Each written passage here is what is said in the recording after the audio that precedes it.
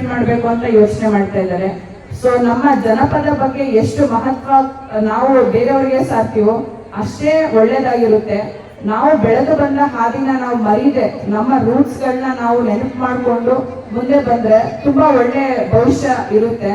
ನಾವು ನಮ್ಮ ಮುಂದಿನ ಪೀಳಿಗೆಗಳಿಗೆ ಜನಪದ ಹೀಗಿತ್ತು ಅಂತ ಟಿವಿನಲ್ಲಾಗ್ಲಿ ಅಥವಾ ಮತ್ತೊಂದರಲ್ಲಿ ತೋರಿಸೋ ಬದಲು ಜನಪದ ಅಂದ್ರೆ ಏನು ಅಂತ ಪ್ರತಿ ಮನೆಯಲ್ಲೂ ಕೂಡ ಆ ಮಗುಗೆ ಜನಪದ ಕಲೆಗಳಾಗ್ಲಿ ಅಥವಾ ಜನಪದದಿಂದ ಬಂದಂತಹ ಪ್ರತಿಯೊಂದು ಕಾರ್ಯ, ಆಟ ಆಗಿರ್ಬೋದು, ಊಟ ಆಗಿರ್ಬೋದು, ಅದನ್ನೆಲ್ಲ ಪ್ರತಿಯೊಂದು ಮಗುಗೂ ತಿಳಿಸಿ ಹೇಳಿದ್ರೆ ನಮ್ಮ ಸಂಸ್ಕೃತಿನ ನಾವು ಉಳಿಸ್ದಂಗಾಗುತ್ತೆ.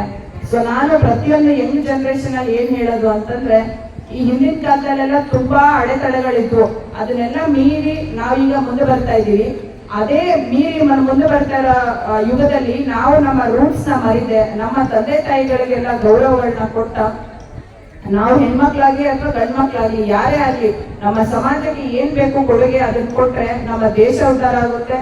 ಮತ್ತೆ ನಮ್ಮ ದೇಶದ ಜೊತೆ ನಾವು ಕೂಡ ಒಳ್ಳೆ ಸಮಾಜಕ್ಕೆ ಒಂದು ಒಳ್ಳೆ ಆಸ್ತಿ ಆಗ್ತೀವಿ ಅಂತ ಹೇಳ್ತಾ ಪ್ರತಿಯೊಂದು ಹೆಣ್ಮಕ್ಳಲ್ಲೂ ನಾನು ಮನವಿ ಮಾಡೋದೇನು ಅಂತಂದ್ರೆ, ಯಾರ ಮೇಲೂ ಕೂಡ ನಿರ್ಧರಿತರಾಗಿರ್ಬೇಡಿ, ತಮ್ಮ ಬದುಕನ್ನ ನೀವೇ ಕಟ್ಕೊಳ್ಳಿ, ಇಂಡಿಪೆಂಡೆಂಟ್ ಆಗಿರಿ. ಇಷ್ಟೆಲ್ಲ ಹೇಳ್ತಾ ಏನು ಅಂತಂದ್ರೆ, ನಾವು ದಿನನಿತ್ಯದ ಕೆಲಸಗಳಲ್ಲಿ ಏನೋ ಒಂದು ಮಾಡ್ಬೇಕು ಅನ್ಕೋತೀವಿ, ಅದನ್ನ ಮಾಡಕ್ ಆಗೋದಿಲ್ಲ. ಆದ್ರೆ ನೀವು ನಿಮ್ ಗುರಿನ ಮುಟ್ಬೇಕಂದ್ರೆ ಬಹಳ ಡಿಸಿಪ್ಲಿನ್ಡ್ ಆಗಿ ಆ ಗುರಿಗೋಸ್ಕರ ನೀವು ಶ್ರಮ ಪಡ್ಬೇಕು. ಇದನ್ನೆಲ್ಲ ಶ್ರಮ ಪಟ್ರೆ ಒಂದಲ್ಲ ಒಂದು ದಿವಸ ಯಾವ್ದಾದ್ರೂ ಒಂದು ರೂಪದಲ್ಲಿ ನಿಮಗೆ ಸಕ್ಸಸ್ ಸಿಗುತ್ತೆ. ಇಷ್ಟೆಲ್ಲ ಹೇಳ್ತಾ ನನಗೆ ಈ ಜನಪದ ಕಾರ್ಯಕ್ರಮಕ್ಕೆ ಇನ್ವೈಟ್ ಮಾಡಿ ನನಗೆ ಜನಪದ ಶೈಲಿಗಳ ಬಗ್ಗೆ ತಿಳಿಸಿ ಹೇಳಿದಂತಹ ಸರ್ಗೂ ಹಾಗೂ ತಮ್ಗೆಲ್ರಿಗೂ ಕೂಡ ನನ್ನ ವಂದನೆಗಳನ್ನ ತಿಳಿಸ್ತಾ ಇದ್ದೀನಿ.